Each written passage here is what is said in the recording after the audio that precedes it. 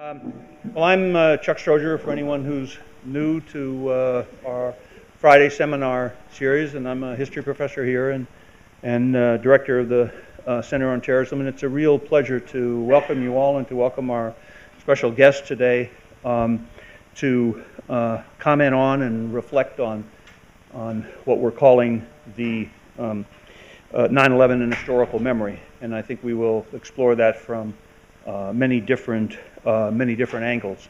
I want to begin with some, before I introduce them, begin with some introductory comments to sort of frame some of the issues that we're going to be talking about. As usual, we will have our program. We have all the contributors' books for sale, and food and wine, and so that we have our tradition.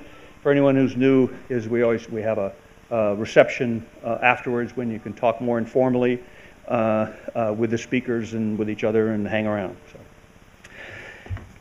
So I had a dream. Actually, I had two dreams. And the first dream was a recurring dream I had in the fall of September, after September 11th. And it was, not surprisingly, a dream of buildings coming down and people dying and chaos. And I had it repeatedly. And I had my 9/11 experience. I had actually been down in the village, I was in my therapy office, and I happened to be on the street, and I watched everything happen. And as everyone in New York, it was astonishing and searing and very sad. And some of the sadness and the trauma of it really began to sink in my case. I wasn't there in the immediate vicinity. I didn't see actually people die that day. So the sort of mild traumatic aspects of it began to sink in over time as I came to John Jay and learned, of course, that we had lost 68 students and alumni. I came to work, and my secretary's son had died. My wife had gotten caught in the cloud, and she had bad asthma and was later to almost die from that experience. So things kept happening. They kept occurring. Every time I turned around, there would be something else awful. Some other person I knew who knew somebody who died, or had a parent or a brother or somebody. And of course, that made it so that it was sort of never out of my mind. I also made out of my mind, my soul. I also made a decision, actually while I was standing there watching it unfold before my eyes, I made a decision that I was going to study it. And sort of inevitably, the researcher in me came out. The Sunday after 9/11, 9/11 was on a Tuesday, I worked up the design of a study with my colleague and mentor, Robert J. Lifton, who many of you know from earlier in this semester. And I started Monday. I started the second week. I started interviewing. And the interviews, I had a whole set of formal interviews that I did, 2 with each, sort of following a very rigorous method. But also, all my patients in my practice were talking about it all the time. My students were talking about it. I was teaching a course, and was to teach a course courses that I've been doing now for 12 years on 9/11 and related subjects and terrorism. So it was sort of never out of my mind. And I discovered that fall with my dream that when I was about to, the night before I had an interview, I would have that dream. And at first it baffled me. And then what I realized was that it was a way of emotionally opening myself up and cutting through my own numbing to be able to engage in an interview with yet another survivor about the meaning of their experience, which almost invariably was more immediate, more intense, more tragic than what I had known myself. So it was sort of vicarious traumatization. But I also found it opened me up. And as I say, the dream was, dramatic in the moment, the happening, the 9/11 happening. Last fall, as many of you who are in my course know, I was teaching my book. And the night before, I didn't tell you all this in class, but the night before I was going to talk about my book, I had a dream that I was talking to somebody about 9/11. And it seems to me that that dream is exactly, certainly where I am as an individual, as a person living in New York who went through closely touched aspects of 9/11, in that I am one step removed from it. I'm conceptualizing, even in my dream, I am talking to somebody about 9/11. I'm not in it. I am trying to understand it and thinking more abstractly. And I think in general that's a move that certainly characterizes the culture and characterizes the sequence that has really been extraordinary from the way in which the memory and the experience of 9/11 has been really owned in some very important ways by survivors and family groups. And that began to change, particularly symbolically around the 10th anniversary. That's why it was so important, I think, to get the memorial ready. Because now it's sort of in the hands of all of us. It's in the hands of Americans. It doesn't mean that survivors and family groups don't have a special relationship to it, and always will, but it's the memory has to, we have to build memorials, we have to think about what it means, we have to teach courses in it, we have to study it, we read about it. And so it's that changes it in some really very, very important ways. Now, I want to just say a little bit about, in that connection, sort of about the experience of the survivor. And I thought a lot about this in terms of my own work, my own research, but also just as that move, that sequence in my experiences with my dreams and my changes in me. But I've also asked, what does the survivor mourn? And I think the survivor mourns the loss of life, of buildings, of friends, and experiences. And this is part of the psychology of the survivor. But the survivor also mourns the loss of a previous self. There's a past that can never be fully recovered, that has been almost, in most cases, tragically interrupted, so that the very thing that is hated in some way, that interrupted one's life, becomes the event that has to be talked about and remembered and memorialized and constantly brought into the forefront of one's experience. And I'm just going to read a little bit of my breathless prose here. Understanding the psychology of the survivor helps explain much about the often contradictory aspects of collective memory. Survivors cannot afford ever to forget the details of the event that created their newly fashioned identities, even as those details fade into history and other disasters grab the attention of family, community, and nation. That flow of history, in fact, can be terrifying, as it threatens a basic sense of self. One kind of response among survivors to 9/11 has been to demand that the event be replayed and ritualized, even celebrated in annual orgies of remembrance, in the sad and mournful televised reading of the names, for example, the telling of the tales in the media, the broadcast of new documentaries, and the publication of new books. Only in such a public displays can victims feel fully human, though the irony of such ritualization borders on the tragic. It was the event itself that interrupted the flow of their lives and caused such suffering. But it is the event itself that must be honored for the victim to remain whole. One important consequence of this traumatic conundrum is the sense that the world is fragile. Its tenuousness in turn confirms analogous fears in the self. One can barely hold on to things. This high degree of vulnerability becomes then part of the individual and social landscape. The evidence of vulnerability is everywhere in the self, but it also raises questions about what happens to the social fabric. Widespread trauma as after 9/11 weakens social bonds that support the individual in communities that normally provide support, nurturance, and healing.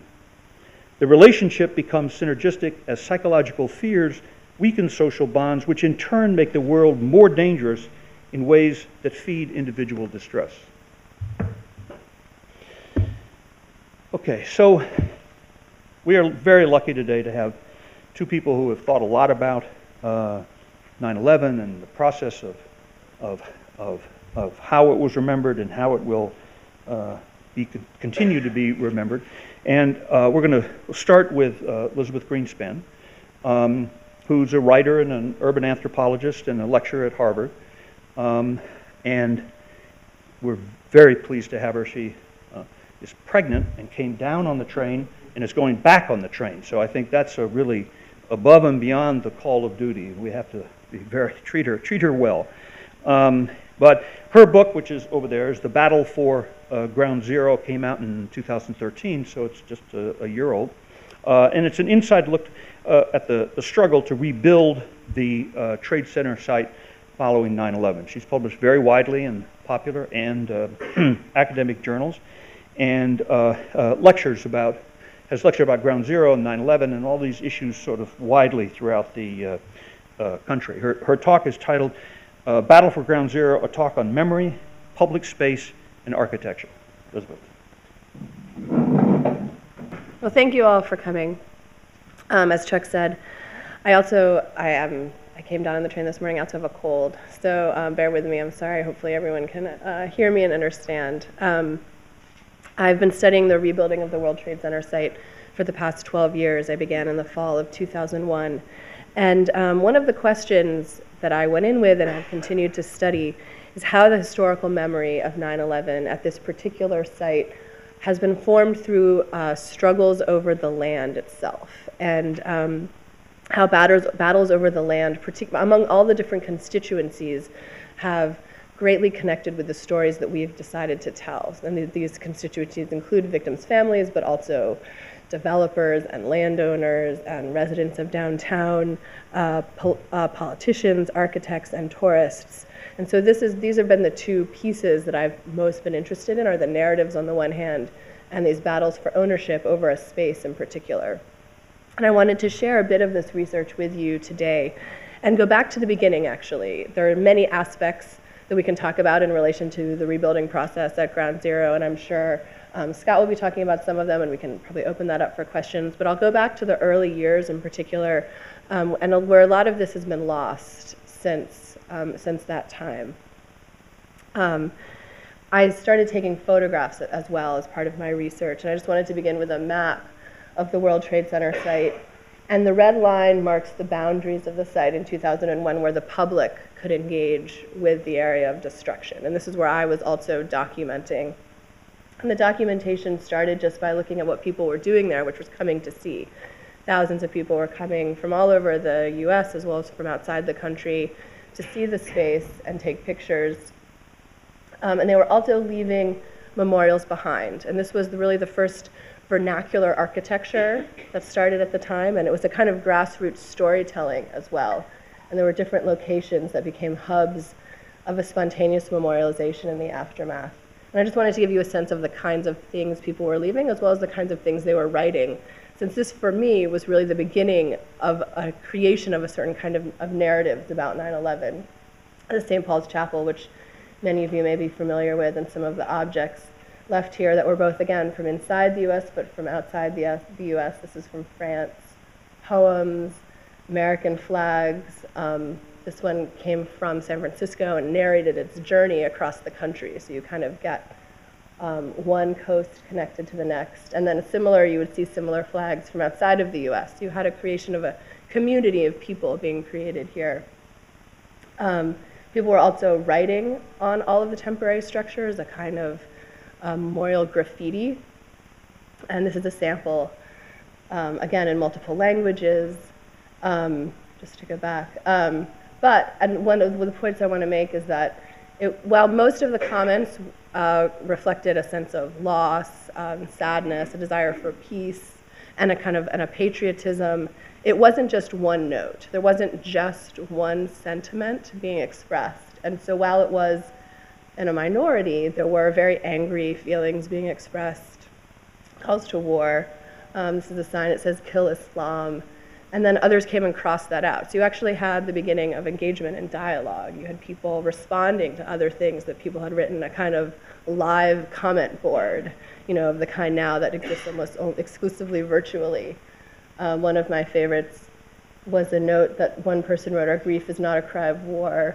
to which someone responded, "Fuck you, you left-wing coward piece of shit," which really captured a kind of exchange, I think, emblematic of that time.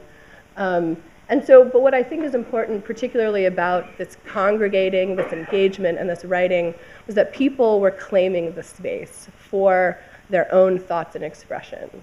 And it wasn't happening because anyone told them to do this. It was just a kind of collective reaction response at the time that was allowed to persist for over a year. The police were not cleaning this. There was no one taking the graffiti away. So it had a really organic quality to it. And people would come and just simply read the commentary that existed all around the site.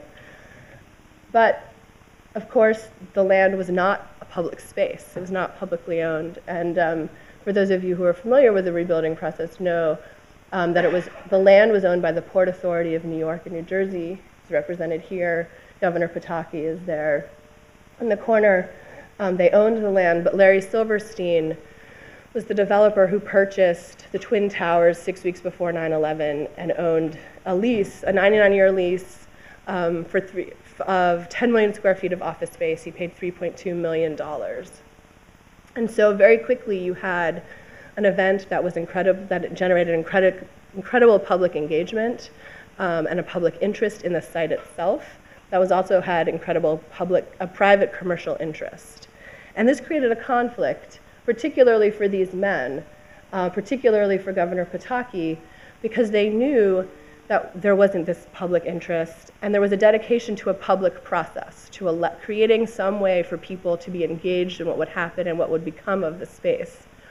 But they had a lease, and they did not want to break Larry Silverstein's lease, and they decided very early on that they would not budge on the 10 million square feet of office space. So one of the questions became, how do you create a public process while protecting the commercial space from that public process?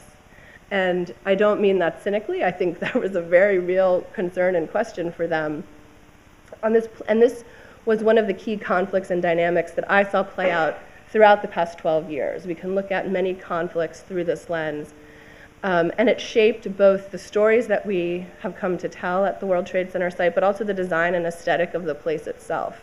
And one of the pieces of that was very early, a year after 9/11, with a construction fence, a rather ordinary structure that you'd think would be put up just to protect the site from the public coming in. But because, in particular, of this dynamic and this public-private conflict, it acquired a lot of meaning. So we had the space before with all of these grassroots memorials and a real public engagement and a sharing of feeling that was replaced by a more permanent construction fence that surrounded the site for the next 10 years. It's actually just starting to come down now that the memorial is completed and now that some of the office buildings are finished. They're taking down pieces of this fence.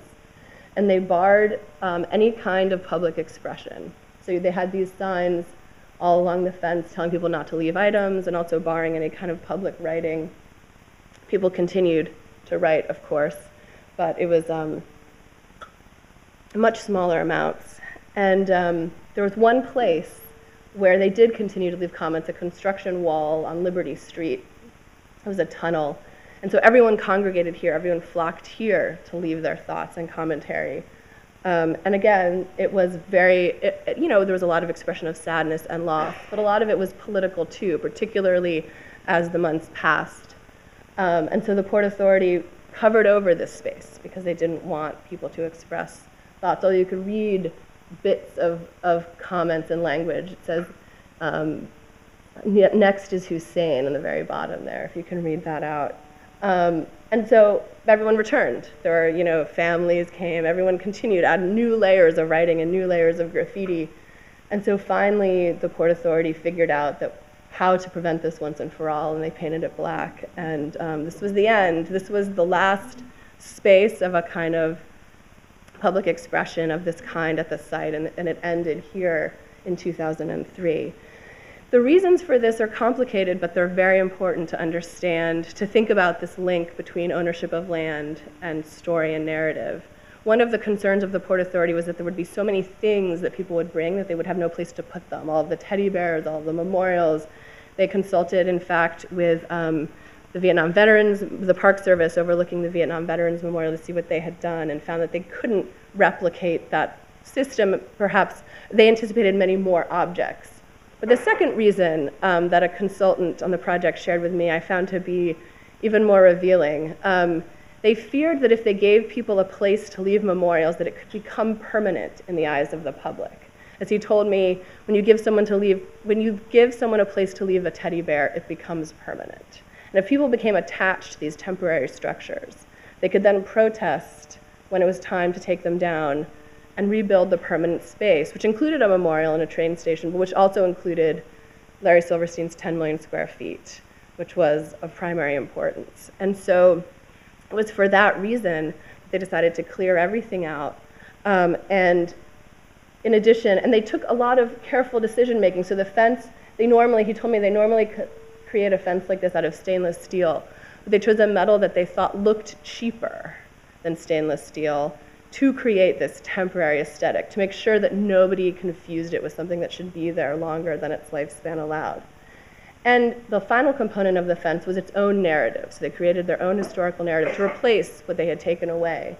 And it was a history that occurred over the block stretch of the World Trade Center site that told the story of a century-long commercial development of Lower Manhattan. So it began, in the turn of the century, and the first skyscrapers that appeared all the way up through the 60s and 70s when you start to see the Twin Towers emerge. And this, you can, kind of walk the length of these city blocks and see the Twin Towers appear. And then it jumps over, 20 years of skyscraper history to land at September 11th. And it frames the Twin Towers' meaning in a particular way. Beyond this wall, the Twin Towers once soared to the heavens. Since 1973, they were international centers of commerce. To stand in their shadows or to witness their imprint on the skyline was to marvel at the ingenuity and determination of the American spirit.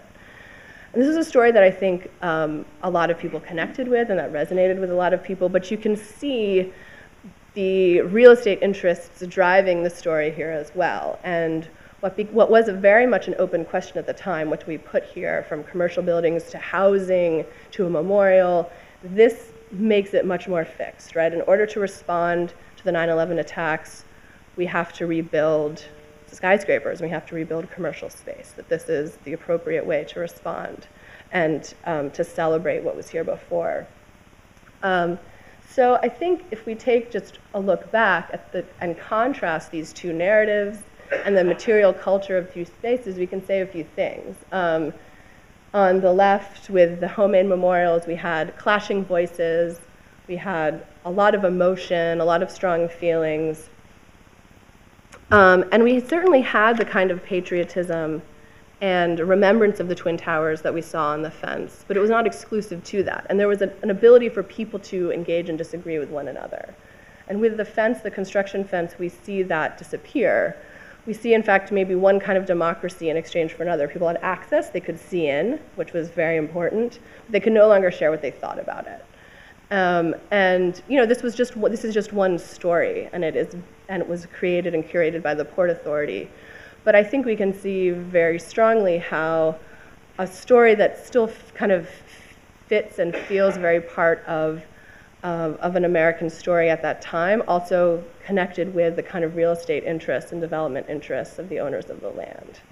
And this was why a lot of people became very upset, and which then spurred a lot of the battles that followed between victims' families, residents of downtown, because this commercial interest was so dominant. And so I'll end there for the most part, but I wanted to share just a couple photographs of that I think remind us of a few things. One, that not everyone reads the stories that we tell them to read, and so a lot of people came to the World Trade Center site and ignored the official history that they were given by the Port Authority and simply wanted to look. And we then have the memorial that's taken shape now. This is from 2010. But we have the Twin Towers, which are remnants of the skyscrapers and of that kind of a sacred commercial space with the names of victims and a sacred loss of life. And we have the Freedom Tower, which is returning the tallest building to the skyline. So I'll just end with those images, and maybe we can continue the conversation from there. Thank you.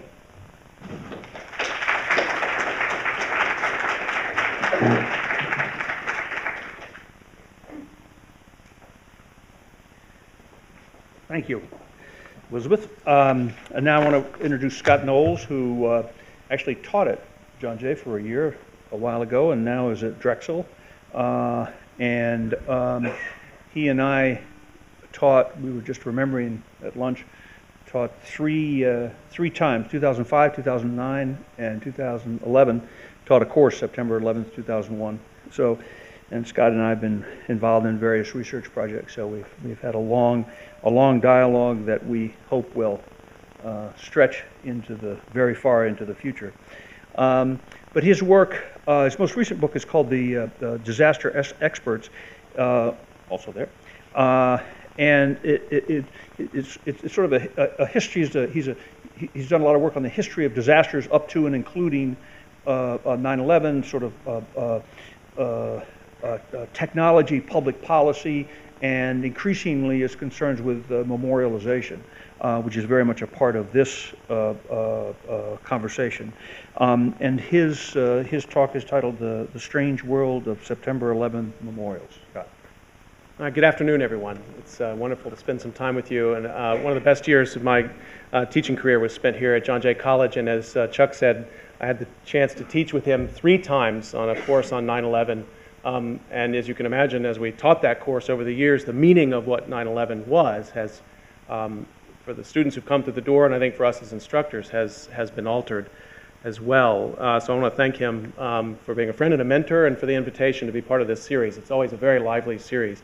And also, it's great to meet Elizabeth Greenspan and spend some time visiting with you about your work. So what I'm going to talk about today is some preliminary thinking I've been doing about a book on memorialization in American history, and it's been a really growing field for the last 15, 20 years or so. Historians call it historical memory. There are many books on particular disasters and memorials. I'm interested in my work in trying to sort of sketch out connections between individual events and try to understand them in terms of longer eras in American history.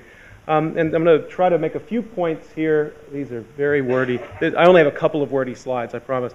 But this is one of them. And so what I'm trying to sketch out here first is that there's a memorial inheritance that you'll all be familiar with. I won't spend much time talking about that. But the memorialization is also, it's an ideological battleground in American history. And the battleground part of it's often overlooked. I mean, I think that's what Elizabeth is trying to capture here, is usually what's written out of the story. You know, the disaster or the war happens, and then there's some period of time, and then we memorialize, and then we move on with history. But often what's quite interesting is that period of time when the memory is contested. And war memorialization, which I'll spend some time talking about, holds a very distinct position in American memorial practice. But disaster memorialization holds a very tenuous place, a very uncertain place in American memory. And I think, and that'll be mostly what I talk about, and then we'll sort of end with an examination of some of the 9/11 memorials and what I think we're in the midst of an interesting historical transformation right now around the meaning of memorialization. So the historical inheritance is something we're all familiar with. There's no one in this room that hasn't been to a cemetery. And, you know, the idea of a marker, a place to mark a life with stone or wood and a name and a physical location is old or older than history. And we can see it in the West in places where towns and people no longer congregate. The stones remain. They become part of the aesthetic of a place. Very often, these ghost towns in the West, people look for these kinds of cemeteries to photograph. They seem to capture something of a time that's passed when nothing else remains. This is New Orleans in the bottom left here, where the stones and the memorials have to be above water because of the constant inundations. And then where I've lived for years, Philadelphia, you know, visiting the grave of Ben Franklin, and then you have the Ben Franklin reenactor there looking at his own grave. It's a very strange kind of juxtaposition there. But this is something you do when you go to Philadelphia, is you visit the grave of Ben Franklin. And so, you know, there's something about the individual experience of the memorialization of a life, which we all understand sort of implicitly. The point to make here, I think, too, though, is that they are, although they're grouped in a cemetery, they're grouped geographically, they represent individual experiences. In most cases, we're talking about individual lifespans. When we move into the discussion of disasters and war, we're talking about collective experiences. Disasters in war affect hundreds or thousands or millions of people at a time. And so there's something different about the nature of the memorialization experience, about the memories themselves, and about the political struggle around how we decide what happened and how to remember it.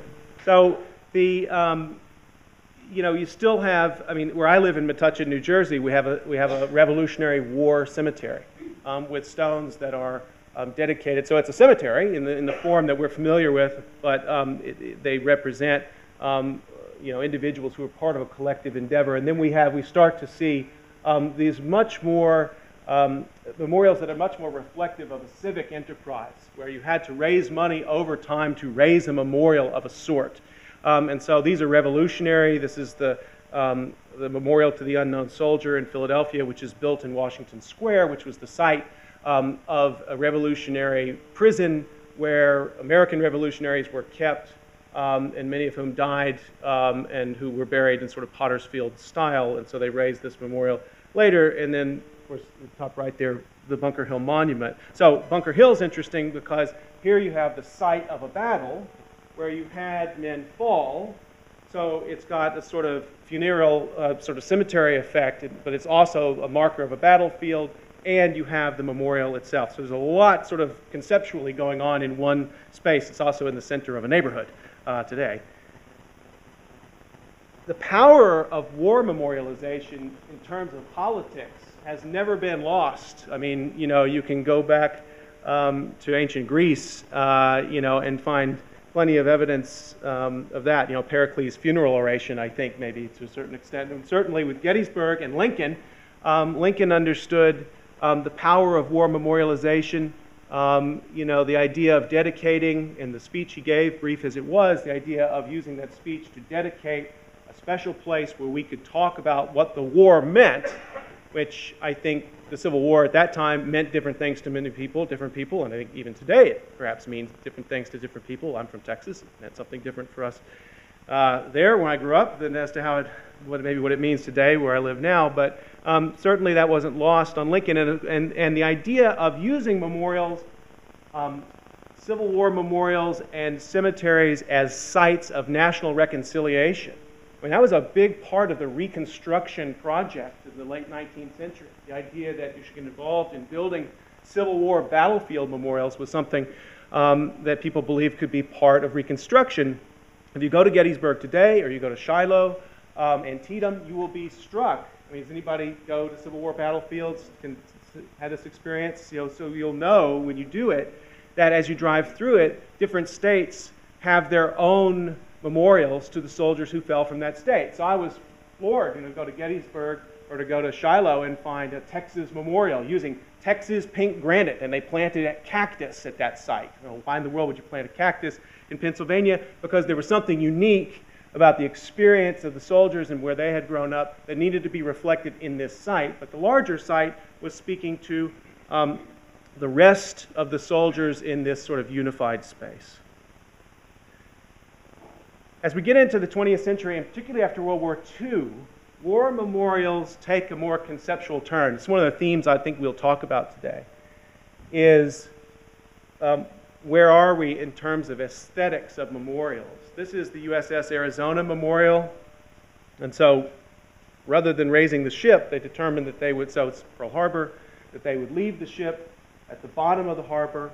It still leaks oil, so when you go to the site on this bridge that they've built over in this sort of cruciform shape, you will still see a little bit of the sheen of the oil that's leaking out of the ship, a grim reminder of the sailors there who were buried at the bottom. And so we've taken a big conceptual leap here from maybe where we were at Gettysburg, but most of the elements are still the same. This is a military site. It's a site of national unity. And it may be abstract, but it's still sort of, I think, participating in a vocabulary of war memorialization that we more or less understand and consent to. Some of these memorials have taken longer. This is the Korean War Veterans Memorial till 1995. Notice these dates. Sometimes I think it's interesting. 20 years for 21 years for the Arizona, 44 years for Korean veterans. So I said earlier that memorialization is a battleground. And we can juxtapose two memorials here to maybe tell this story. The greatest memorial to the Civil War for the South was the raising of the Robert E. Lee statue on Monument Row in Richmond, the former Confederate capital. And it took them 35 years to raise the money to build the thing. It's an extraordinary statue. And of course, the politics of raising it in Richmond at the time were not very conflicted because it was finished in the height of the Jim Crow period. So the idea that African Americans would have some sort of critique that every time they moved through Richmond they had to pass Lee and his horse, that critique was not aired at that time. Today it's a source of great consternation, and people argue today about whether or not these memorials should be brought down.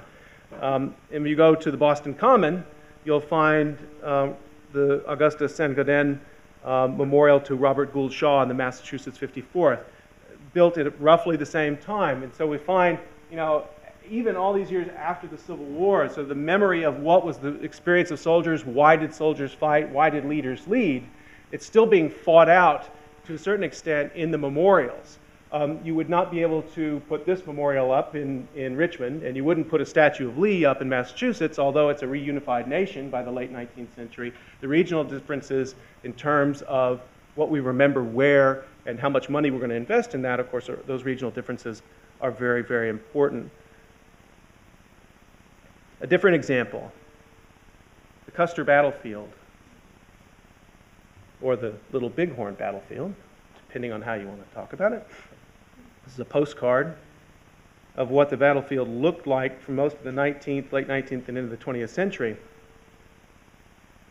And the history of the battlefield, I think, is quite telling. So from almost the time of the end of the battle, of course, the Custer, the Battle of Little Bighorn, the fall of Custer, and Custer's last stand holds a really sort of central place in the collective memory of Americans, white Americans, about what the West meant.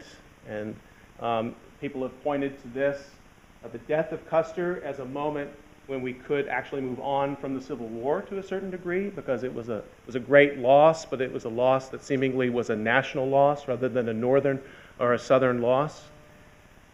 The site was overseen by the War Department until 1940, when it was transferred to the National Park Service. And it was mostly interpreted just exactly the way you see here. When you went to the site, you saw the gravestones, and it was entirely told from the perspective of Custer and his valiant men fighting to the last man. It wasn't until 1991 that Congress changed the name of the battlefield to the Little Bighorn, and they began to open, so they put out a call, and they began to open the conversation around the construction of a Native American memorial, and that's what you see here.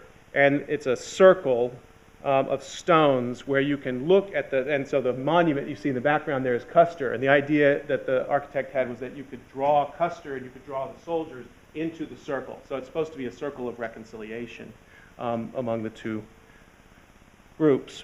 Not everyone felt that that was fully inclusive either, and one of the sculptors who was involved in the construction of Mount Rushmore was hired by the Lakota Sioux in the early 20th century to build a mountain-sized memorial to Crazy Horse as a way to talk back to Mount Rushmore. That you would put four white presidents up in the mountains of South Dakota and have nothing to say about the great Native American leaders. So this is an attempt to talk back. This is still under construction. I was there like 20 years ago, and they're still raising money and still working on it. It's a lifetime project. The sculptor died. He has 10 children. They've all been working on it. It's like a family lifetime project. And I think we can also, rope the Vietnam Memorial in here too. Maya Lin's very controversial design. Conceptually, the names are there, so it's still in conversation, I think, with older forms of war memorial. But the solemnity of it, the darkness of it, I think to a certain degree was striking. It's why it was selected.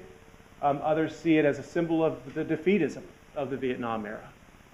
And so informal rival memorials have sprung up at the site. So you can have your experience that you would choose to have at the Vietnam Memorial if this one is too dark for you. All right, now I'm going to shift over now to talk about the the reason you're here, which is to think about the uncertainty of disaster memorialization. And this is what I've spent a lot of time thinking about, the way that disasters are remembered and what the distinction may be between a war and a disaster, both collective enterprises, one seemingly more by choice and with consent. That is, the soldier, unless he or she is conscripted, which of course includes a lot of the wars we just talked about, but in theory, there's an idea of consent and ideological unity around war, much less so around disaster, which is often perceived as an unexpected event, something that happens to you, something that draws you in, that was not something of your own choice. We don't often know how to deal with these. In many cases, up until the 20th century, victims of disasters were buried individually, like in these cemeteries that I showed you in the first slide. It was seen as a collective event that happened, but the people who suffer and die from it they're moved out to the individual cemeteries in which their families may choose to put them. But we do get these markers of accidents, tragedies, the death of innocents. Some of these are marking horrific events in which hundreds of people, thousands died at one time. The monument on the right is to the General Slocum, which was a steamboat that burned and sank in the East River in 1904. Over 1,000 people killed, mostly children. On the left is a monument to the Triangle Shirtwaist Fire, which is the largest loss of life in any fire in a structure in the United States in the 20th century. It happened in 1903. Over 600 people killed in under 10 minutes, most of whom couldn't escape from a theater where the stage caught on fire. These are not grandiose monuments. These are still sort of in the conversation of a cemetery to a certain degree.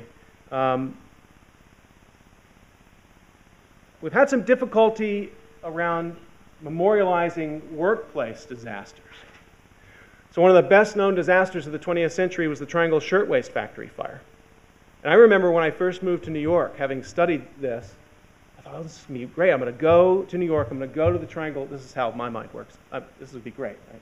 I'm going to go to the Triangle Shirtwaist Factory building. There'll be a museum there and a memorial. It's nothing. It's just a building on NYU campus. And it's just a plaque.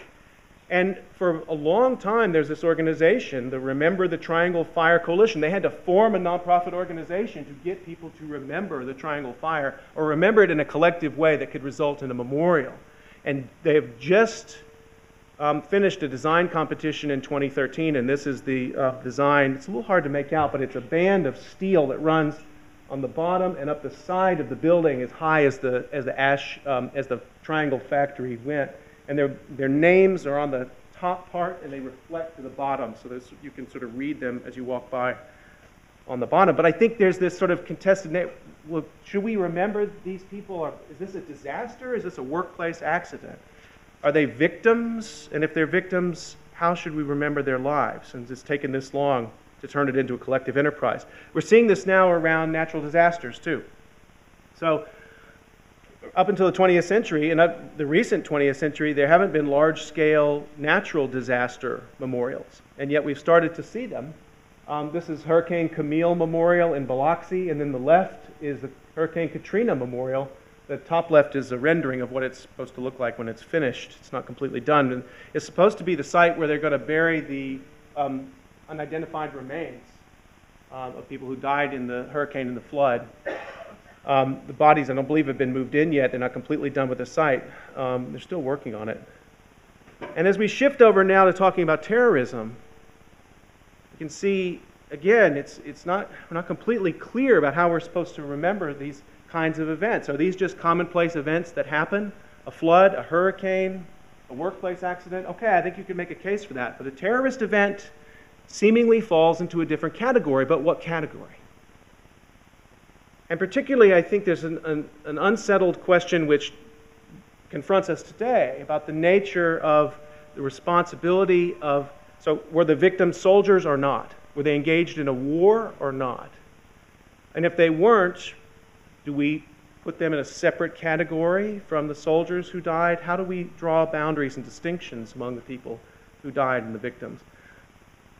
This is the Murrah Building Memorial in Oklahoma City. All right, last newsy slide. So historian Edward Lenenthal, who I strongly recommend to you, wrote a book about the Holocaust Memorial and the Oklahoma City Memorial. His argument is that we've moved into a new era of memorialization. that the kinds of tools of memory that I've talked about before no longer suffice. That memorialization is now, he says, a sort of civic enterprise. It's supposed to spark civic energies. And memorials now are supposed to combat all of the bad things in modernity.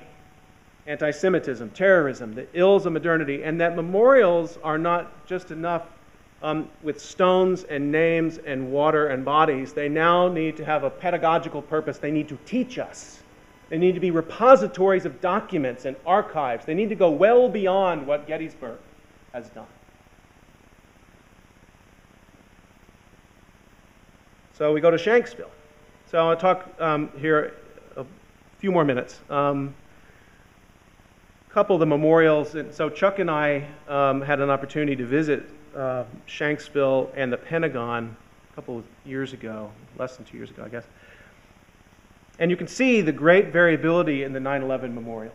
We call the strange world of 9/11 memorials. There's no unity in the experience, which I think is telling of maybe some emerging patterns here that we'll look back on and be more clear to us maybe 20 years from now. This is the model of Paul and Milena Murdoch's crescent of embrace. So Shanksville, plane goes down basically in a coal field, surrounding this western Pennsylvania, very rural, very wooded area. And the coroner basically had the legal responsibility to determine how large the site would be where they would look for bodies. And so he drew off a territory here, which is everything sort of behind the white wall and between the trees. And he said, that's the place where we will recover remains. And they looked and they looked and they looked in the trees and they went off in the forest, and eventually they said, okay, we've recovered as much as we're going to recover. This will be a sacred space now.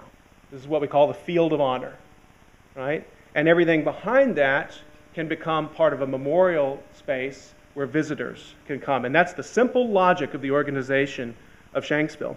But long before they built anything at Shanksville, we started to get, and this is resonant with some of the things that Elizabeth put up, start to get this informal memorial that develops. And got a chance to interview one of the locals there, and this started to happen immediately. People started to show up at the site and leave things. They wanted to grieve, they wanted to make a statement, they wanted to make a political statement, whatever it was. And nobody knew what to do with this stuff. They couldn't get any guidance from the National Park Service initially, so they just started collecting it. This one woman actually started collecting and archiving, and now this is part of an archive that the National Park Service has for Shanksville of objects just left at this site. When the memorial design came forward, there was a controversy about the shape of it on the landscape, that seemingly it looked like a red crescent, and this got enough backlash. In fact, this was mostly just driven on the web, but that the architect modified his design a little bit to sort of react to this idea that no, he wasn't actually building a stealth memorial to Al-Qaeda. This is what it looked like a couple years ago, not finished, but you can just see this sort of simple layout of the landscape. And again, this sort of conversation with these older forms, marble slabs and names. To me, Shanksville looks like a Civil War battlefield. I think it's in conversation with older forms of memorialization. Pentagon Memorial is a distinct break with Shanksville conceptually. This is a design by Julie Beckman and Keith Caseman, Philadelphia architects. They were given a little sliver of land on the side of the Pentagon. When you go there, be prepared that you'll be there for probably less than a minute, and a plane will fly over, which is hugely jarring, and because they're on the flight path to Reagan. And the concept here, I don't have enough time to lay it all out for you, but basically there are benches facing two different directions. On the end of each bench is a name. So, and each name is a passenger who was on the plane or a person who was in the Pentagon. If you died in the Pentagon, the bench faces one way. If you died on the plane, it's the other way. There's a wall around the side which corresponds to the age of every victim. I mean, there are about 20 different conceptual layers, abstraction layers here that I could go through. Maybe in the Q&A we'll talk a little bit about that. Highly abstract. You've got to keep it clean. One thing we discovered is that it was so abstract, but there was no museum there, and there was no one there to tell us what it meant. And so the security guard became the de facto tour guide, and you couldn't get close to this guy. I mean, you couldn't. I waited like 5 minutes to get a question in, and people were asking, "Well, why is the wall go like this, or what's the deal with the?" I mean, it was so complex. And he loved it because it was, I think, a pretty good posting for him. These are the things you can't do at the Pentagon Memorial. I'll leave this to the Q&A, but one of the problems conceptually they had with the Pentagon Memorial too is that there were 5 unidentified bodies, and some of them were service members and some of them were not. And so what they did is they built a tomb for the unknown in Arlington Cemetery, which is across the highway from the Pentagon. And in that place, there's this sort of commingling of the civilian and the warrior. And I think that may be where we are in terms of understanding memorials when we're talking about terrorism. It's going to be a confluence of these different concepts of civilian and soldier. And so we end with reflecting absence, a memorial which I think is maybe the only thing that I would think is, to me, is sensible about it is that it's in scale with the buildings that it's supposed to represent. It's in scale with the buildings that were lost. That is, there were 2 110-story buildings that were experimental and dangerous and collapsed. And so in response to that, we build an experimental and potentially dangerous 7-story deep memorial with a museum at the bottom. I think there are real conceptual problems here, real structural problems that have not been addressed, to my mind, satisfactorily, about the design of the memorial, about what it means, about whether or not at $70 million a year we'll be able to keep it running. And so I think it's that unsettled nature of what the design is, who's supposed to participate in it, who we're remembering there. We've not been able to settle it yet, and we're probably not going to settle it this afternoon, but we have some time to talk about it. So I think I'll stop there. Thank you.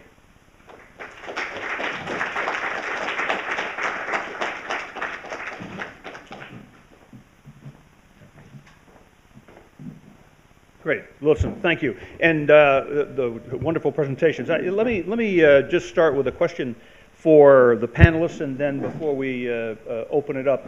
And both of you are addressing the sort of the images of, Scott, you put it in a very large historical frame, and Elizabeth, you were focused specifically on the ways people reacted immediately after 9/11.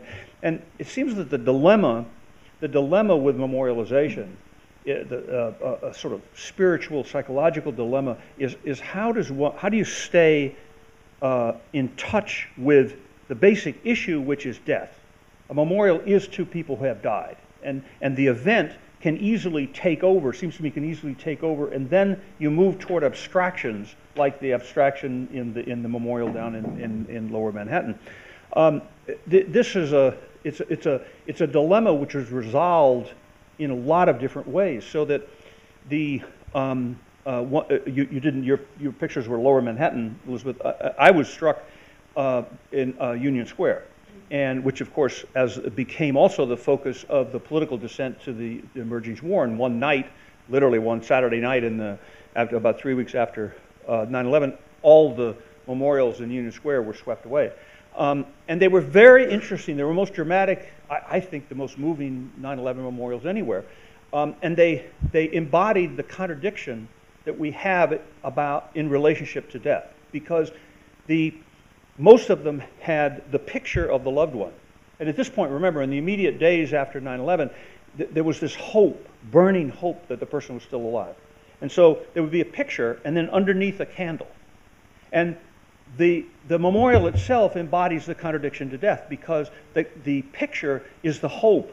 John, call. Mary, please be in touch with us if you see so-and-so. And the picture was always a family picture. And that is the hope that they're still alive, whereas the candle embodies, it honors the fact that they're dead. I mean, the other dramatic example, it seems to me, where there's confused, contradictory, and ambivalent relationship to death that informs the whole way of memorialization is the Holocaust memorials, where countless people in states of humiliation are pictured naked and suffering and dying. And they've never been asked to have their pictures shown that way in the memorials. The most dramatic is, of course, in Washington. There's a new one in Chicago. I went to a couple of years ago, sort of a smaller, scaled-down version.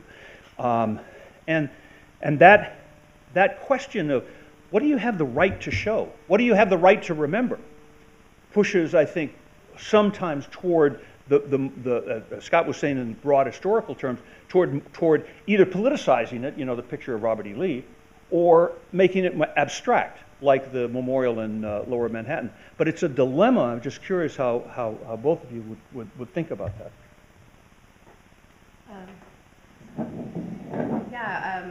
I mean, I think there are a number of contradictions in memorials. And when you were speaking, Chuck, the dilemma between that moment when you hope someone was still alive, but also the poster becomes the message of death. It reminds me of the contradiction that everyone was talking about downtown and probably in memorials, lots of places, where how do you create a space that people come to, that they visit, that there's a sense of life and engagement and energy there that everyone wants, but that also honors and gives people space to grieve. A lot of people were concerned, particularly with downtown, this became one of the taglines that, we don't want to create a cemetery. This was something that had to be avoided. And so in some ways, and that became used politically, that if we create a cemetery, this will be, and Lower Manhattan has a lot of memorials, for those of you who are familiar with the area, will create this kind of glut of memorialization. It will just be this kind of neighborhood kind of dominated by these feelings that won't represent any of the kind of life that was part of that day on 9/11, and that was also, I think, when you see the memorials that people bring, the crowds that come down, and when the thing about the destruction area in the weeks and months after downtown, there was a lot going on. It was not, it was somber and very powerful on the one hand. There was a lot of energy and activity and life that was also kind of meaningful in its own way. I mean, that was one of the reasons I think that time caught my attention and was meaningful for people who went, was because it brought that juxtaposition.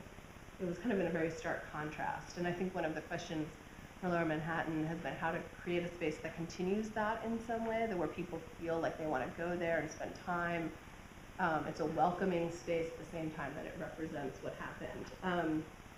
But I think one of the challenges with relation to 9/11, and I haven't thought about it as much with other events, but I would wonder what you all think, is that the loss of life is a primary goal of the memorial, but there was something else that happened on 9/11 for the country.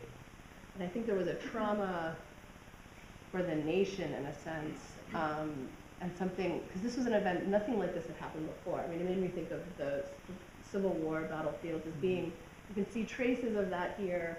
It's not quite appropriate, right? I mean, it doesn't provide a model. Nothing provides a model, right? Because nothing like this had happened before. In other places it's happened, but in US history, there's no way to make sense of an attack that, well, on the one hand had been foreseen. There was an attack on the Trade Center in 1993. I mean, so on the one hand, this wasn't completely out of nowhere, but still felt that way emotionally for New Yorkers, but I think for Americans as a whole. There was no narrative that we could tell that would make sense of this event. It kind of disrupted those stories. So I think one of the challenges for the 9/11 memorials, maybe all three of them, has been how do we represent that trauma that exists not only for the individual, for families who lost their lives, and for New Yorkers who lived through this, but also at a national scale. And that's been the piece that I think has been particularly challenging, and maybe that we have broached not broached well at this point, because it's hard to get our heads around what that means. But just the idea of there being a national trauma is something that I think deserves more discussion. And so but it's there with the towers coming down. I guess I see that imagery with the scale of the towers and the loss of the buildings, the desire to remember them speaks somehow to the national scale of this event. I'll hand it over. I mean, I think it's, the struggle is to make a larger statement. But what's going to be the nature of the larger statement? I mean, I think, the connection to death, as I was saying before, we talk about a cemetery or individual death, that we know how to do that.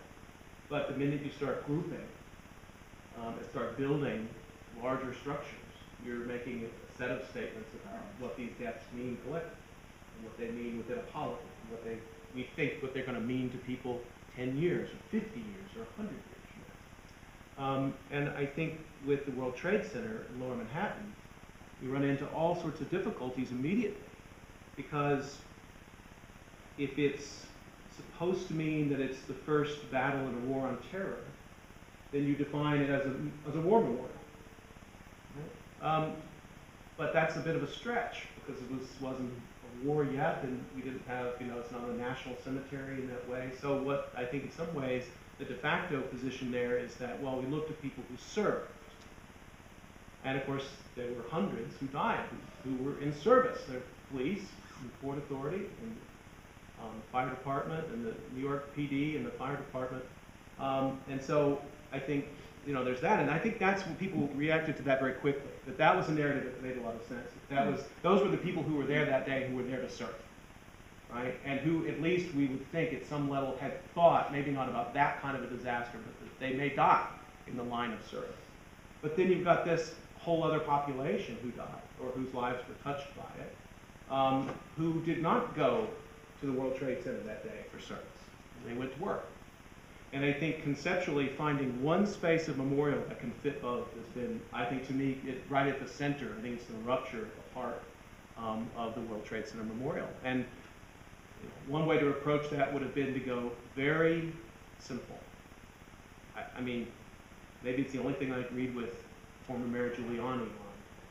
Don't build anything, leave it an open space, right? Something dignified and simple. But as you point out, there were very strong real estate interests that from the very beginning were saying that's not an option.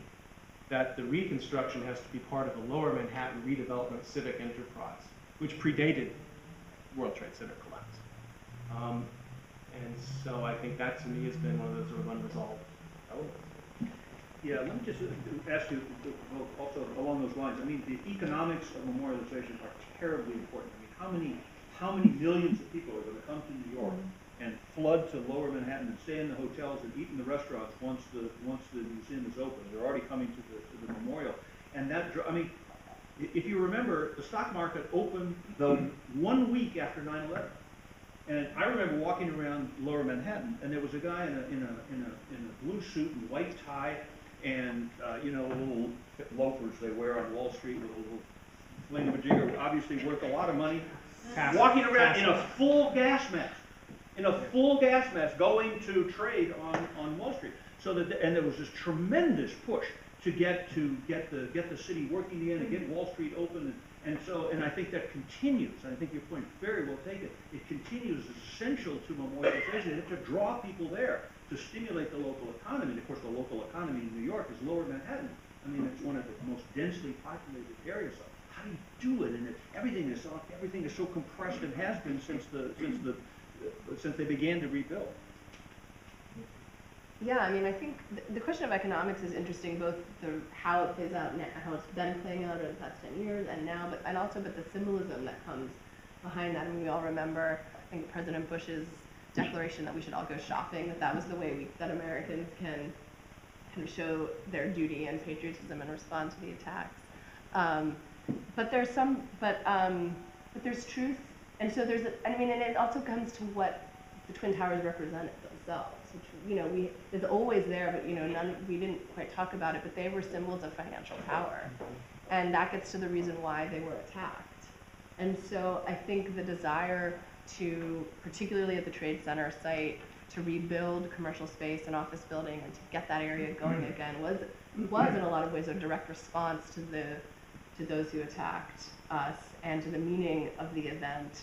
And so it's very tricky because the way that we value capitalism and the degree to which Americans kind of identify capitalism as central to the meaning of this country, is a big question right now.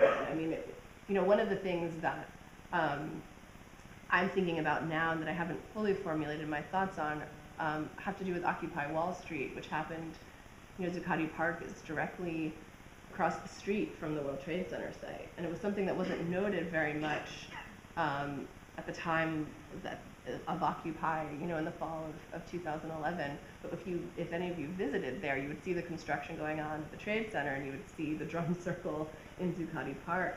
And they were there because of another financial symbol. Wall Street is the financial symbol that they were targeting. The Twin Towers was the financial symbol that Al-Qaeda was targeting. And so I mean, and these are hard things to talk about. I mean, I'm not sure what the meaning is there, but there's a bigger debate about,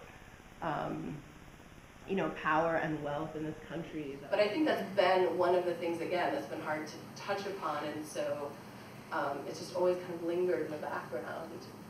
But again, like getting the stock market going a week later and having businesses open. I mean, this was important not just for individual shop owners and for, you know, residents downtown, but for a broader meaning, you know, for everyone who was watching.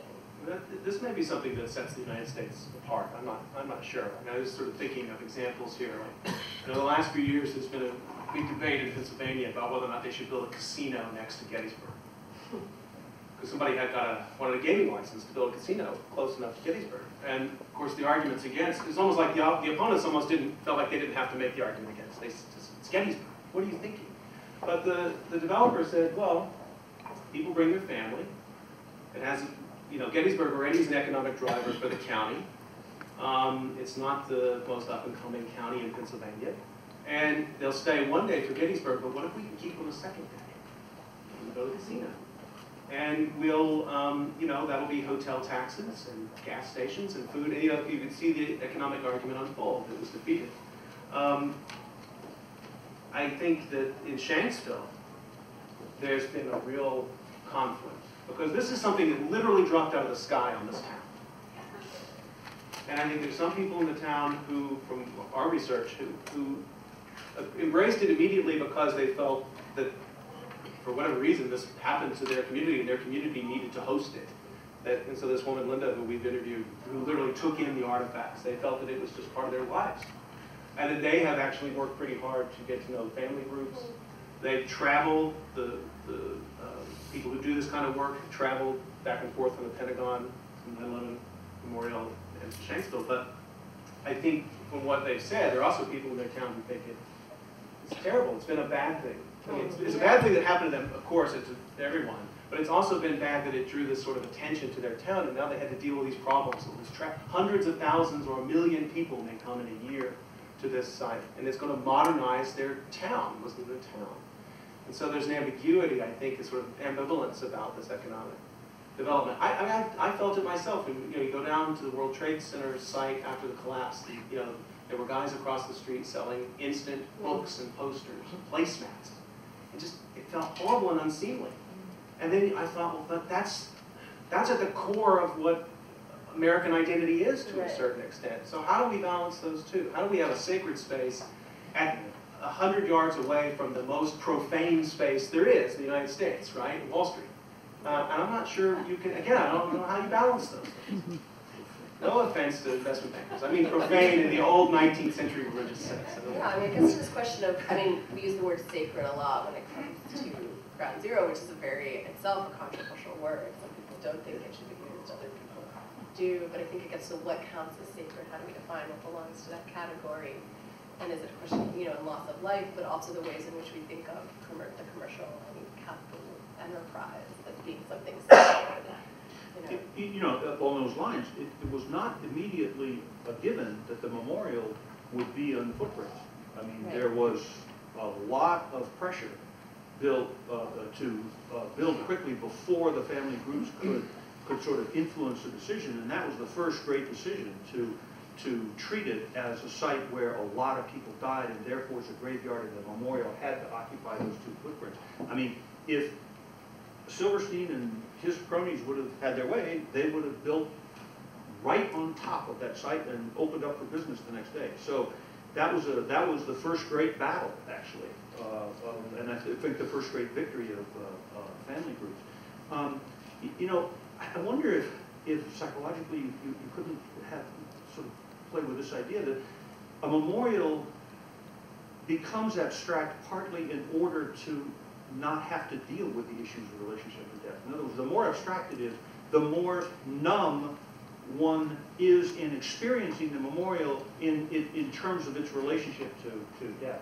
And the clear, I mean, you noted the wall where they kept painting over, and finally they painted it black so no one could write anything. I mean, that was such a wonderfully expressive time in New York when everybody wrote, and then even when they were disagreeing with other politically, it was so alive. It was intense and very meaningful. And Scott and I had the experience to go down to the city archive was tasked with collecting over the years all of the teddy bears and the flowers, and we got special permission and we went down to the bowels of the city archives, and they had boxes after boxes after boxes. They didn't know what to do with these teddy bears that had been collected at the walls, so they weren't thrown away, thank God. The Union Square memorials were just collected and put for a year in an empty swimming pool. So they didn't even take a picture of it, so they couldn't reconstruct it. I mean, it was incredibly wonderful memorial, so that the sort of human, you know, the only thing that really humanizes the memorial, seems to me, in this wild abstract, what does it mean, are the names.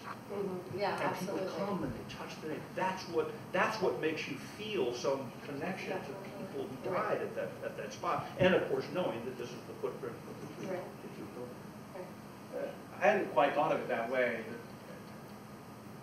Got you right. I mean, maybe you're making a larger point about where we are in time in terms of our connection to death as a society, and that the abstraction is a way, the abstraction in these designs is a way to avoid it to a certain degree. I mean, I think, you know, the architects, certainly at Pentagon and Michael Arad, I think, you know, read and heard what they said about it, and they make an argument about the inclusivity of the site, the solemnity, the cleanness, the ability, the sort of inherent democracy of a site. You can enter in multiple sides, and they're not sort of overbearingly patriotic. That is, they don't want them to be heavily ideological. At the same time, I mean, the images you were showing, I think, were brilliant about the fence at the construction site, which was sort of like, no emotional content allowed here. Right. But that's exactly what these memorials are supposed to serve as, I think, or at least from my perspective. And I think, you know, that's the Union Square Memorial right there. And you couldn't go down there without seeing faces, handwritten notes, and candle wax. You know, and there's no way to avoid, I think, that emotional connection to death when you see that. And so to make the case that, well, it's going to be a huge problem to have to clean this up every day. I mean, I think your point, like, if you let people keep, that's a great line, if you let people keep a teddy bear there, then can you keep coming back? More teddy bears. Well, What was wrong with that? I mean, I think that. what's wrong with that? I mean, Arlington National Cemetery, people leave flowers and teddy bears and handwritten notes all the time. It hasn't bankrupted the nation, and it hasn't led to the loss of dignity of the Arlington National Cemetery. Right? So, all right, well, let's open it up for some questions. Anyway, yeah, Dave. Question for Dr. Wells. In your book, The Disaster Experts, how come you don't compare the methods of the Americans as disaster experts to the methods used in other countries? well, one of the points I want to make in the book is that, yeah, there are sort of generalizable standards of safety, but those standards are always situated in national contexts and cultures of risk-taking. And in the United States, we do not obey what in Europe they call a precautionary principle. We do not, in general, we build things, and if they collapse, we litigate after, right? And we memorialize the dead. In other countries, they tend to, Northern European countries, they tend to have to demonstrate precaution first, and then, in theory at least, brings down their losses after. So that's maybe some of the terms. Speak in the microphone. Yes. because Yeah, no, please do. Okay, thank you. First of all, I'd like to introduce myself. I'm Sally Reaganhard, and unfortunately, I'm a stakeholder in this discussion. My son, Christian, age 28, was massacred at the World Trade Center on 9/11. But I want to start by thanking you, Chuck Strozier. For the decade plus since 9/11, you have dealt with this issue, attempted to deal with all the different aspects of 9/11. Too many for me to enumerate now. But you have dealt with it not only in an academic manner, but in a psychological, a respectful, and an emotional manner. And I really want to thank you. I'm very proud of you, and I'm very proud of John Jay College. And thank you for... She's not even a plant.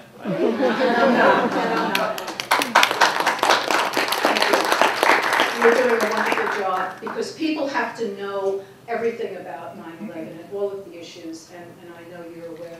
And I also wanted to acknowledge Professor Glenn Corbett right here, also on the faculty, who has acted as a wonderful, wonderful technical resource to the advocacy groups who have tried to respond to 9/11, who have tried to have a proper memorial, who have tried to fight the movement of power and money and commercialization, and forgetting that a memorial is supposed to memorialize dead people.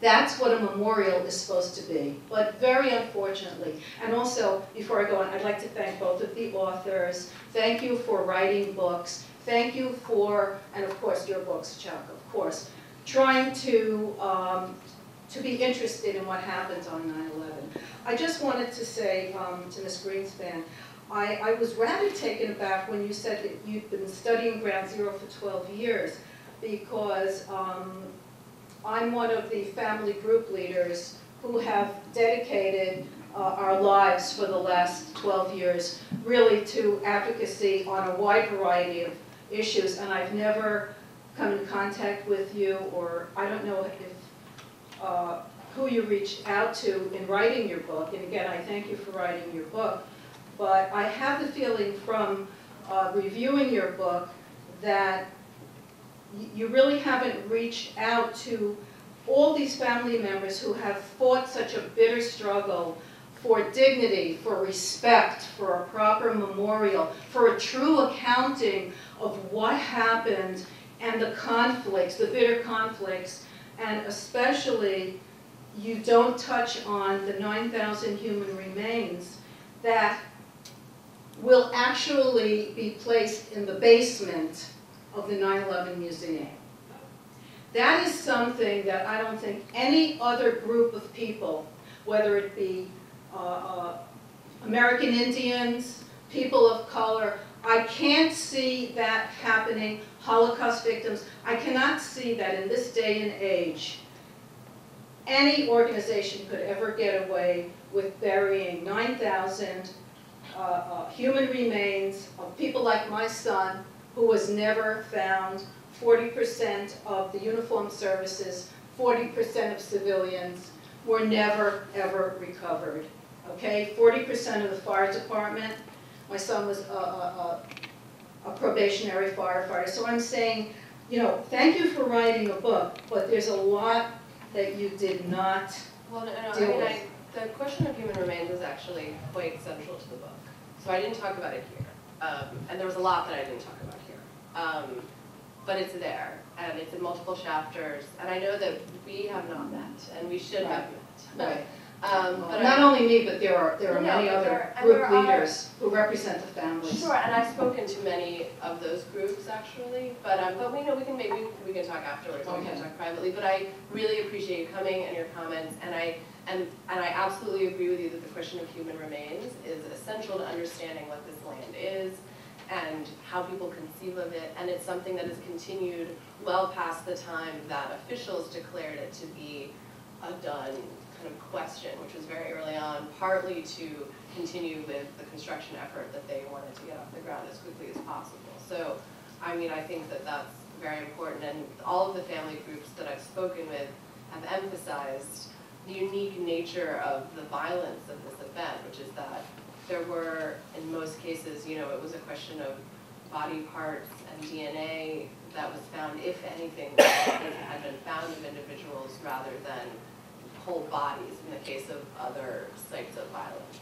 Well, the majority of family members are opposed to placing 9,000 human remains in the basement of, not only is it a museum, an admission charging museum, so if you want to pay your respects to anyone who died, get your $24 ready.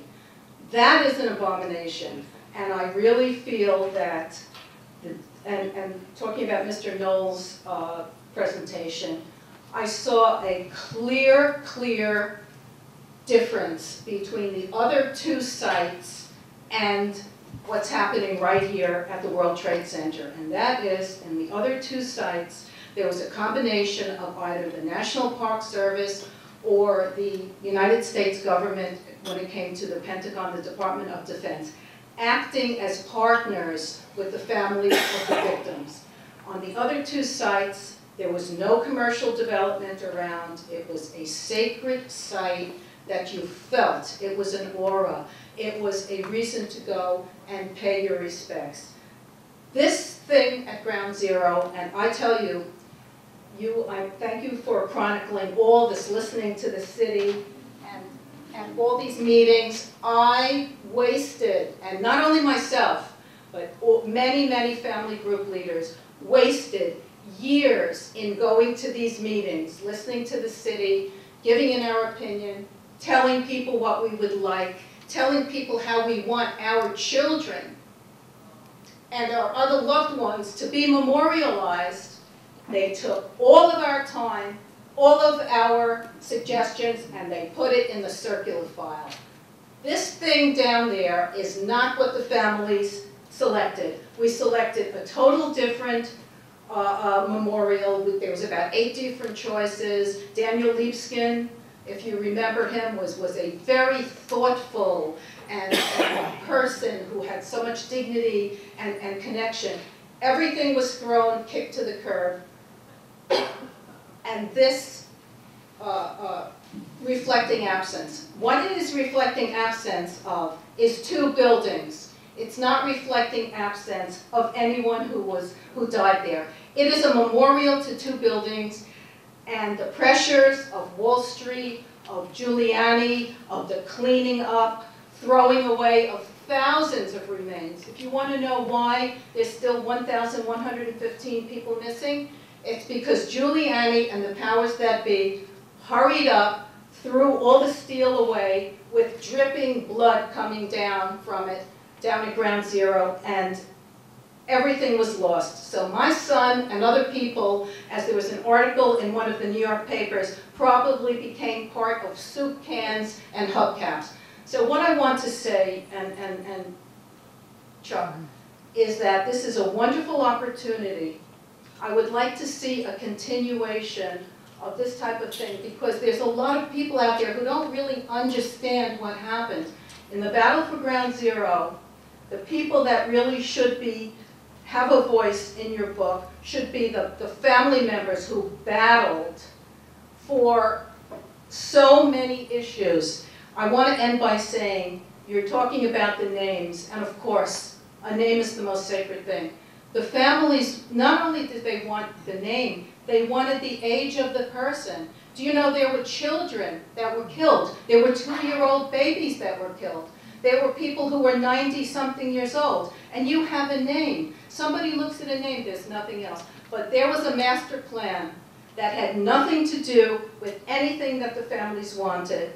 There was less than a handful of family members who decided to go on the side of power and money.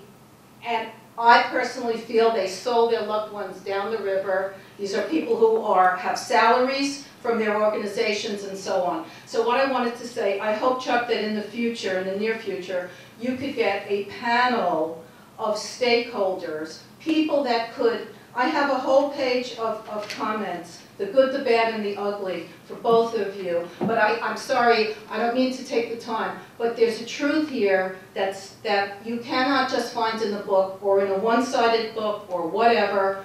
There's a lot of truth, and people have to be in a panel and to answer back and forth, because I can speak to every single point that you made, and there's another side to the story. Thank you very much for giving me the time. Write a book next time. Thank you, Joe. No, that's very moving, and it brings us all for you to be here and to talk about your son who died. It makes us. When I was teaching this in the fall, many of the students were like in 6th grade or fifth grade. You know, it's moving into history, and that's an inevitable process, and it's one we need to confront. But it's also very, very confusing. Can be confusing. I just want to say one thing about the having the 9,000 remains in the museum. It seems to me the central spiritual dilemma of 9/11 is the confusion of the way people died, and the fragmentation of the bodies, the missing bodies.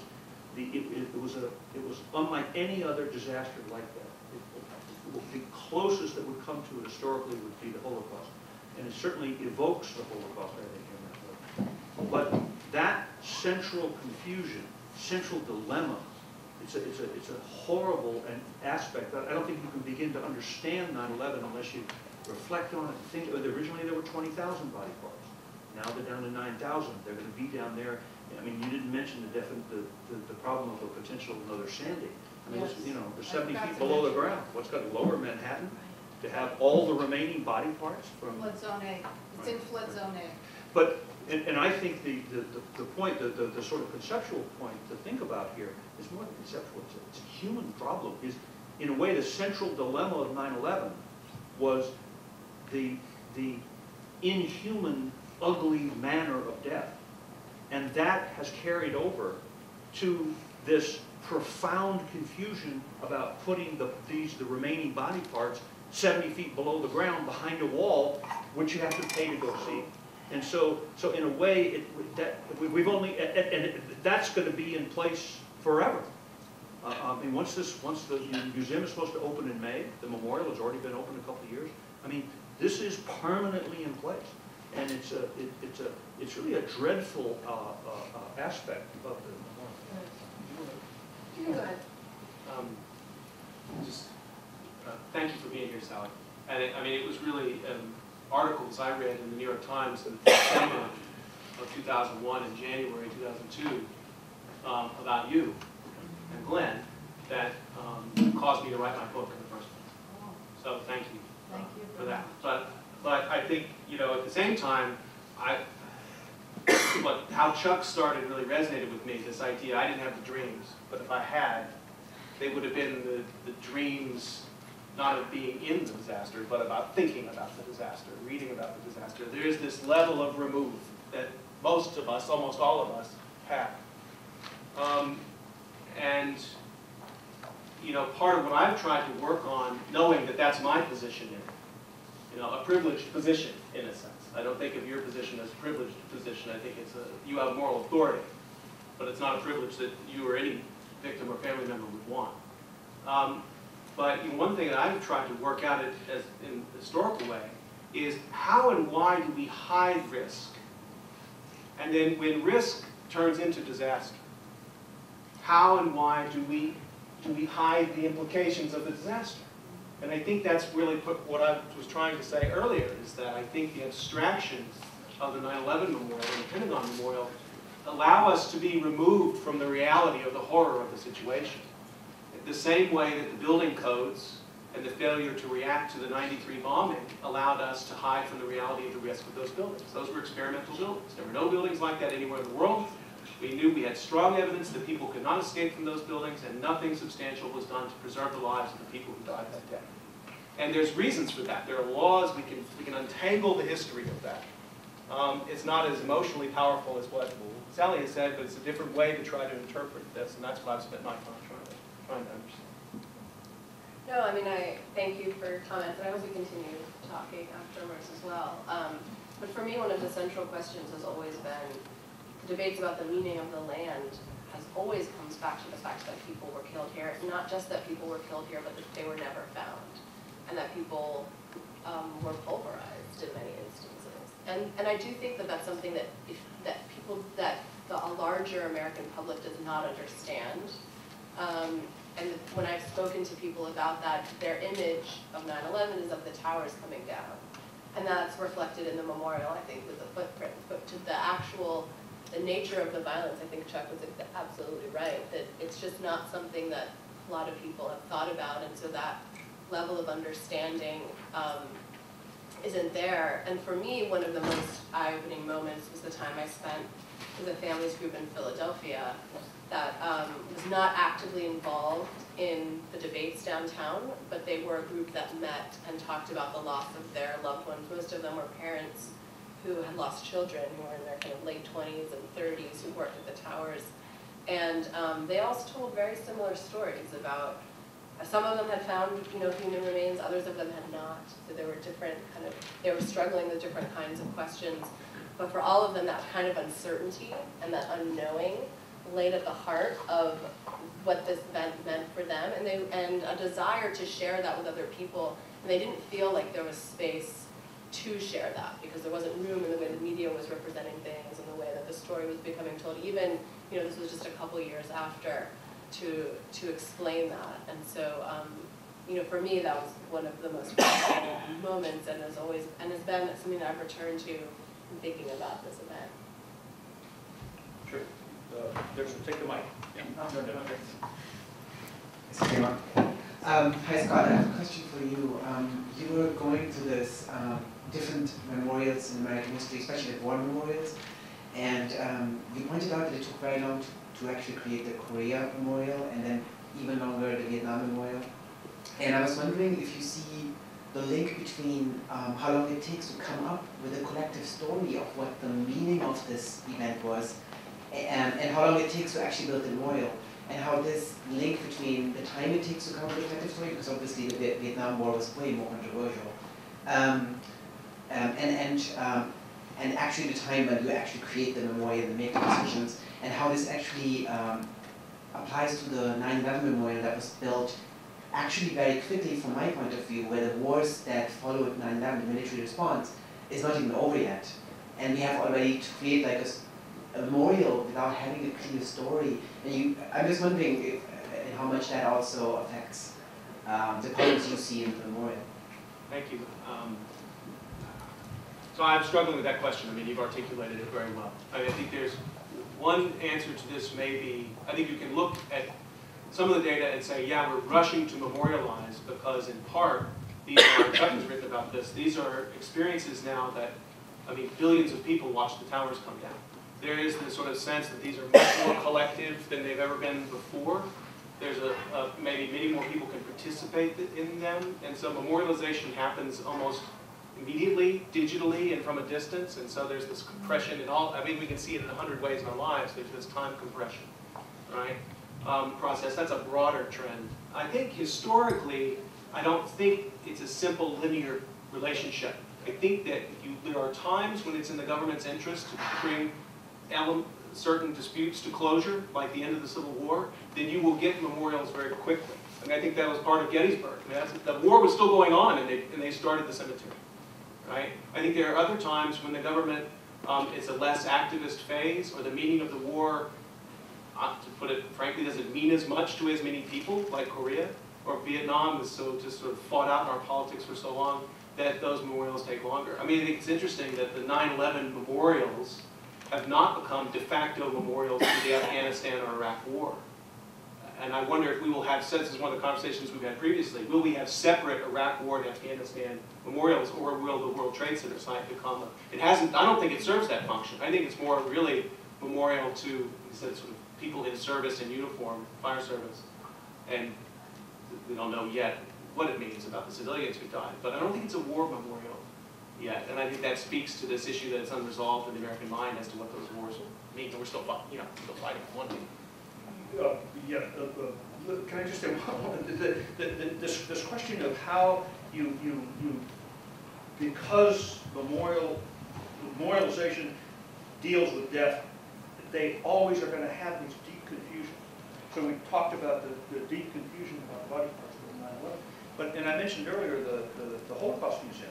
It seems to me profoundly confused to show pictures of thousands of people in a state of utter humiliation and degradation, naked, being pushed into mass graves, being shot. I mean, I don't know how many of you have been to the Holocaust Memorial, but there's something profoundly wrong and deeply confused about that. Like how do you have a museum to the Holocaust where we're flooded with images? There are lots of images. Are you not going to have them? I would say yes, but that's obviously not the decision that the culture came to in building this museum. Glenn, you're trying to- where did the microphone? I'll be brief. Just a couple of comments. Just to extend what you just said, my name is Glenn Corbin. I'm Associate Professor of Fire Science here at John Jay. Yeah, take it one step further. I think one of the fundamental issues here with 9/11 and perhaps some others around the world is that we're moving from sort of a more simplistic memorial to the dead, is what Sally mentioned earlier, to a memorial museum concept which we have at Ground Zero, which fuzzes the line between a memorial and a museum. Because in fact at Ground Zero, they're both together. At one time back in 2002, they were, by definition, through the Lower Manhattan Development Corporation, separate and distinct. There was supposed to be a memorial, there was supposed to be a museum. A separate repository, it's right in the language, it was not to be anywhere near any of that other kind of stuff. But what has happened here, and part of this is the dynamics. Understand that the Memorial Museum at Ground Zero is over $1 billion in cost. There's never been a memorial museum built, I don't think anywhere in the world that's ever exceeded that. So again, I think one of the fundamental issues here is that as we move into the 21st century, that this memorialization and museum, the pedagogy that Scott talked about, of not only memorializing but educating, that creates friction. Okay, there's no doubt in my mind that when you bring together trying to memorialize someone who was killed or was murdered at Ground Zero versus putting them literally just 100 feet away from the very terrorists that killed them. Okay, they're putting the photographs at Ground Zero in the museum 100 feet away from those folks as pictured. By the way, just one little point, some of you know this already, but when you go and pay your $24 to get in there, you're going to go down 70 feet below ground, as Chuck has mentioned, and you'll be looking at a variety of things, artifacts from the day, which, by the way, have been scrubbed completely, of course, as we know, scrubbed completely off of ground level, basically. There's not one element of 9/11 at street level other than that survivor tree. That's it. Everything else is brand new.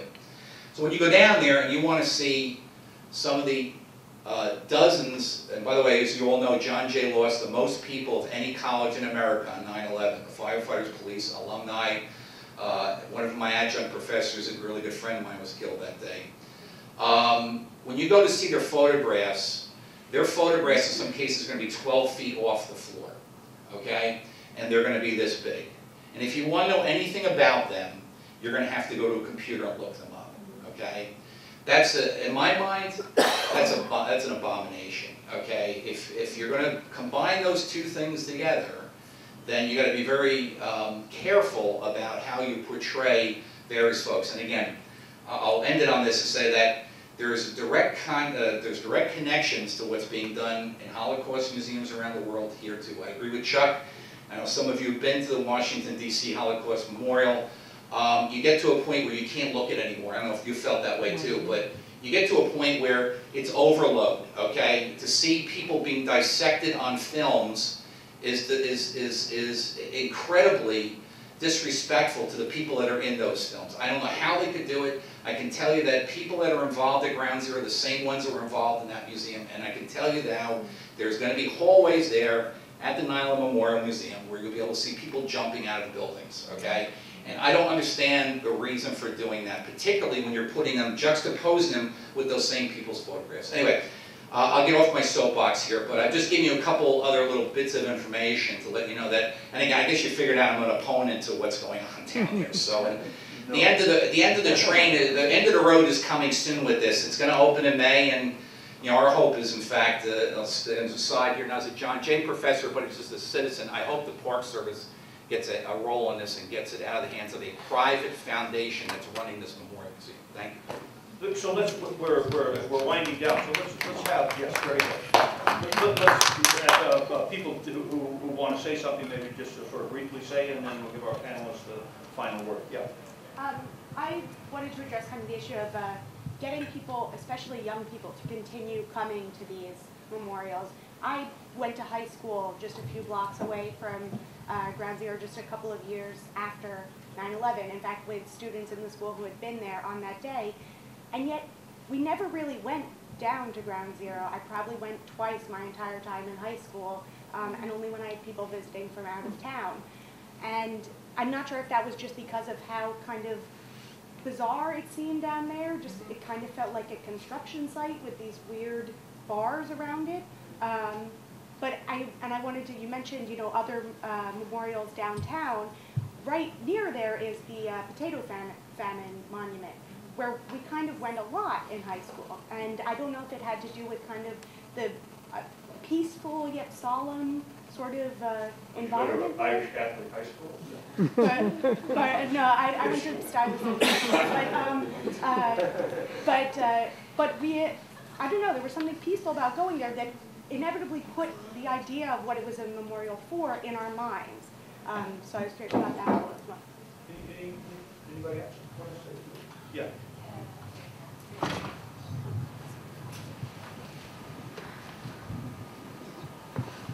I wanted to first to address my question to Dr. Greenspan primarily. I wanted to ask, what are your views on the initial divisions in New York City and America, that on one side that we had New Yorkers and Americans that wanted to, quote, move on, end quote, as a city and as a country and not build anything at all, whether it's to honor the victims or to, quote unquote, let the terrorists win, and on the other side to honor the nearly 3,000 innocent people that were killed on that day, and to put up a memorial, put up a museum, put up to honor the memory. That is, like I said, the whole economic struggle about, well, how we got to rebuild and actually move on, versus no, we need to. I mean, the families that have been saying is, no, remember my son, my daughter, my mother, my father. That is the struggle that I was hearing, and I've been hearing since, you know, since 9/11, is that you have New Yorkers, Americans, they don't want to stay in that day in the moment, 9/11. At the same time, is we need to get past this, quote unquote, and it's a struggle that we have as a city, as a country. You know, do we still have that? How do you feel we're actually going to address that? Okay, so let's ask the panelists. David, no, you struck right. And for each of you to make any kind of closing comments, ask any questions. Sure. I think you phrased the conflict very well. The desire between, for some people, to move on, to forget, right? And you can frame that either way, as that in itself is part of honoring the memory in some weird way by not dwelling in a sense of loss, but then there's this need to remember so that we can talk further about what this means, what lessons it might have, and to remember those who were killed. I personally, I mean, if you're asking what I personally believe, I think I started this project because I think memory is very important, and I think the desire to erase memory often hides a lot of agendas and motives of groups involved that can be very tricky, you know, and that deserve to be fleshed out. So we should. So I am not.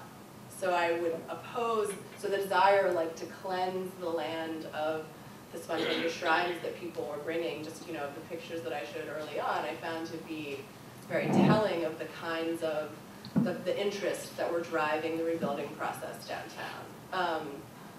And for me, a lot of it comes back to this question of emotion. I mean, I think one of the big questions now is the lack of the material culture, the lack of the objects on ground level, as Glenn was saying, and this is something that's under debate now, even though a lot of the decisions have already been made. And I think it comes back to this discomfort with the emotion of what happened still 12 years later, and something that a lot of people don't want to face, or only want to kind of face very peripherally, but it's not something that we figure out a way to talk about, so there's a desire to just not have it there at all.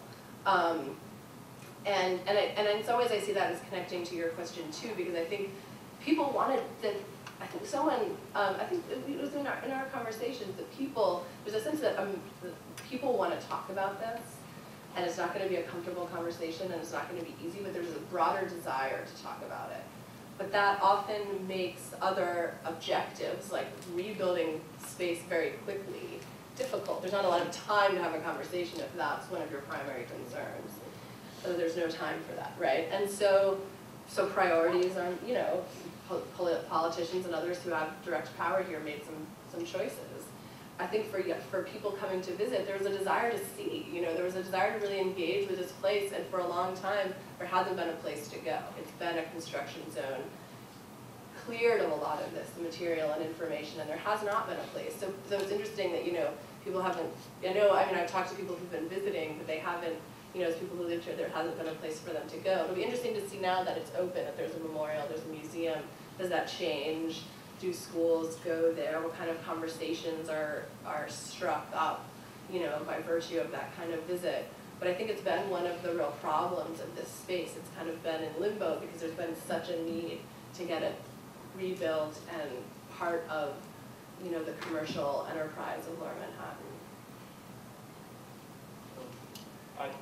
Thank you all for your perspectives and questions. Your question is something that's been on my mind a lot and allows me to sort of end with a provocation, I hope, which is, I just sort of wonder, maybe get a show of hands. How many people feel that to show your respects for the dead, you need to physically go to a place and lay your hands on names or breathe that air or be under those trees or whatever it is? How many people feel that you need to physically go to a place? So people are waiting to see what the other question is. Okay. How many people feel that you need to physically go to that place to learn something about it? So I think this is where, one of the provocations I would put forward is sort of this idea of September 11, 2051. What will a museum be like at that time? And I'm seeing such a radical shift into the virtual, into the digital, into archives now that make it possible for us to learn about tragedies, good things and bad things that happen all over the world almost instantaneously with this enormous volume of information. That I think to accomplish what a museum traditionally has accomplished, I don't think we will feel that need. I'm not convinced we will feel that need to go to that place to do that. So I am a bit with Glenn here in feeling that there's a confusion of the memorial and the museum purposes. I had the chance in December to go to Hiroshima. And it was something I had always wanted to do. And I went and I saw the mound with the unidentified human remains that had been in a very dignified way put in the mound. And there was a connection there that I can't really fully articulate. But I didn't feel like I needed to then go into a museum to understand the experience. They were separate experiences. One was emotional, spiritual, metaphysical. The other is more sort of cognitive. And I didn't need to do that. So I wonder that we're moving into this realm of the virtual. What will the impact be in this moment in time where we have right now, where we feel like I have to join the memorial and the museum together? I wonder if we won't in the future look back at that and have the same reaction you did, was, well, I didn't feel like I necessarily to learn something about it, didn't need to go there. Maybe you needed to go there to pay your respects or to etch a name. I don't think that experience is going away anytime soon, and I think that means we should be more clear in our thinking about that experience.